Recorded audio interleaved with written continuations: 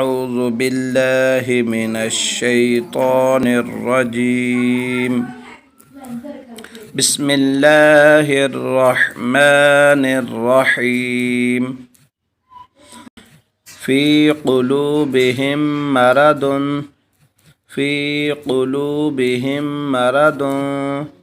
فزادهم الله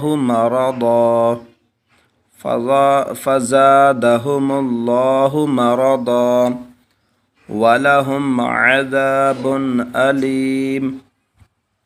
ولهم عذاب أليم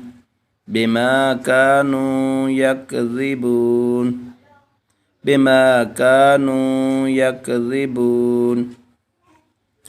في قلوبهم مرض فزادهم الله مرضا ولهم عذاب أليم بما كانوا يكذبون